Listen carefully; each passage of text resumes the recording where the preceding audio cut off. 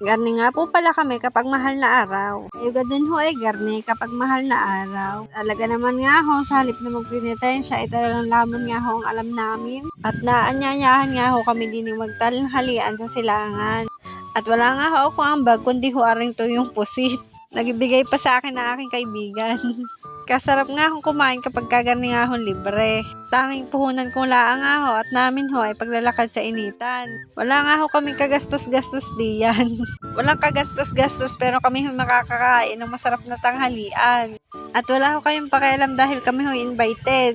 Ay kami ho inimbitahan kaya ho kami pumarne. Dahil nga ho makapalamukha namin, di ka ho kami ho makikikain. Makikikain na nga lang ho kami, uubusin na rin namin ho ang kanilang bunga ng dalandan. Ay kita nyo ho yan, nangungunang-una ho ang anak ko sa pagkuha. Eh, halos lahat nga ho ng bunga diyan ay kinuha na namin. Ganyan ho kakapal ang aming mukha. Hoy, charot lamang ho yun, charot-charot lang. Pero pagkakaitim ho ng paa ko ngayon. Tingnan na naman ho ang libre naming pagkain. Pagkakasarap, pagkakalaki, aakay naman. Ay iniihaw pa nga lang ho, nakakatakam na riyan. Kita nyo yung pagkakalaki ng tilapia. At ayan na nga ho. Ay, pagkagarni nga ho, basta na lang kakain. Wala na nga hong ambag sa pagkain, basta na nga lang din kakain. Kaya naman kasarap ng buhay na pagkagarni. Tingnan nyo naman, may buko juice pa. Sabi ko nga ho, habang dani, masarap nga ho ang buko juice. Ay hindi ko naman ho alam na mayroon na ho tayo din pa buko juice. Pagka nga garni ho sa bukid kakain, talaga naman nga ho masarap kumain ho sa dahon. Ay di syempre, bukod ho sa pagkain, masarap nga din ho mag-inuman diyan. Ay ang pinakamasarap ho talaga ay libre ho lahat yung kakainin namin. Tingnan nyo naman. Libre na nga lahat, kami pang pinagsisilbihan, kailangan na. Ay pag garni ho ng garniin, mauulit pa ulit sa taon. Hayaan nyo nga ho sa taon ay baka ho kami na ang taya. Hindi ba ho nga lang sure? Diyan nga lang ho ang amin diyang ambag makikain lang ho. Nga lang ho ng pagkain nila ang aming ambag diyan. At talaga naman nga ho kompleto at pagkakasarap ho ng kain naman diyan. Tingnan nyo naman ho pagkakadaming pagkain.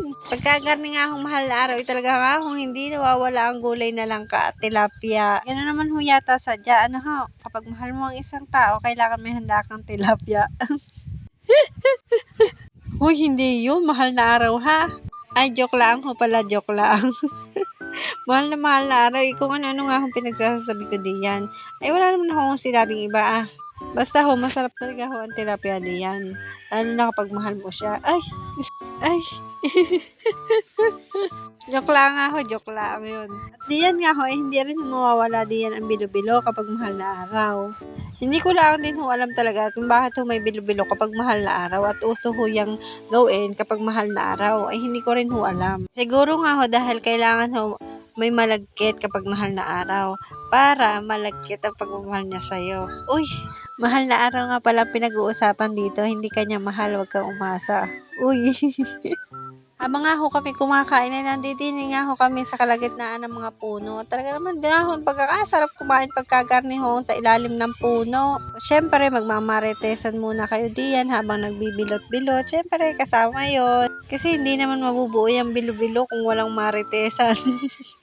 Kumbaga ingredients na din ho yun. Salamat nga pala sa mga chumanoy na nag-invite sa amin na din ni Mananghalian. Ay talaga namang busog, lusog. Malago na nga ho pala ang buhok niyan, kaya hindi na ho yan ang nawawalang Dragon Balls. Nag-transform na ho yan kay Piccolo. Pero lasa ko nga ho ay malapit na humawala ng malay si Piccolo. Parang maya-maya nga ho ay tulog na yan si Piccolo. Mawawala na nga ho ng powers maya-maya si Piccolo. Malapit na ho. Ay talaga naman kung sa manok ho ay talagang hindi ko humalaman kung tutuka pa. At hindi nga ho ako nagkamali. At talaga nga ho tinamaan na nga ho ng mahiwagang alak si Piccolo. At dahil nga itutulog na. Ay habang natutulog nga ho ay ayan nga ho at naluto ng hinihintay na bilo-bilo. Ay talaga naman nga kung bago ho kami umuwi, sinigurado muna namin ho kang busog ang aming mga tiyan at talaga naman nga ho pagkakasarap ho ng aming kain. Ay salamat nga ho pala sa nag-imbita ng Family Salbago. At bago nga ho kami umuwi, dumaan muna ho kami din sa barako ni Tutoy. Tingnan nyo naman ho, talaga namang biriyong-biriyo man ang mana sa may-ari. Para rin kambing ikasarap ipagbili. Hoy, joke lang ho, joke lang. Siya, sige ho, salamat sa panonood. See you next vlog. Bye!